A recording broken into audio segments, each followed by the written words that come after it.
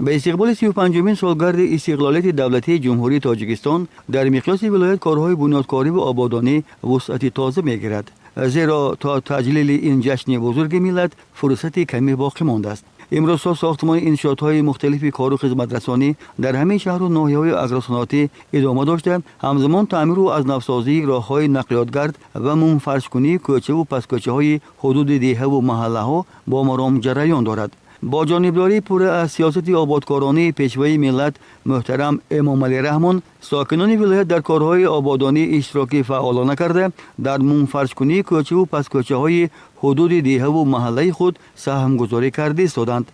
چنانچه طی هفته روان در حدود جماعت دیهات نوگلیم شهر اسفره منفرش‌کنی کوچه‌ها با مبلغ گذاری صاحبکاران، شخصان سخاوت پیشه و اهالی محل عملی گردید که این سمت کار از دستور سپارش و هدایت‌های سرور دولت عاید به وسعت کارهای آبادانی سرچشمه گرفته خود گواهی توجه ساکنان ولایت به کارهای آبادانی است. در اساس دستور سپارش‌های جناب عالی پرزیدنت جمهوری ترکمنستان محترم امام علی رحمان ما هم نیز تصمیم گرفتیم که محله خود را آباد کنیم.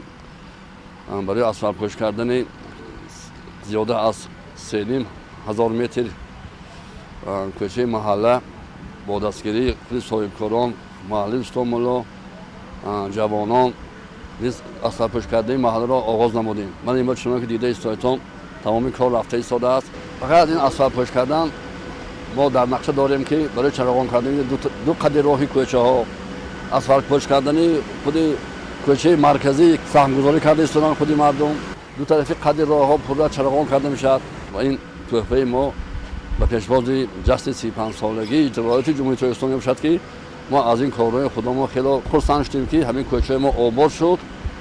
مردم خرسند. باید تذکر داد که اسفره دارای 9 جماعت دیهات و 3 شهرک بوده، ساکنانش الحال نزدیک 300,000 نفر را تشکیل داده. در این منطقه اگروصنعتی ولایت صاحبکاران و شخصان سخاوت پیشه که به کارهای بنیادکاری و سازندگی فرا گرفته شدند خیلی زیادند. در سمت منفرش‌کنی کوچه‌های حدود دیه‌ها همه جماعت و شهرک‌های آن با به میان آوردن متشکل کار بین اهالی و صاحبکاران فعالانه شرکت می‌ورزند. از اینجاست که از جماعت دوردست اسفره واروخ آغاز کرده تا جماعت‌های دیگری آن به منفرش‌کنی کوچه‌ها اهمیت خاصه داده می‌شود.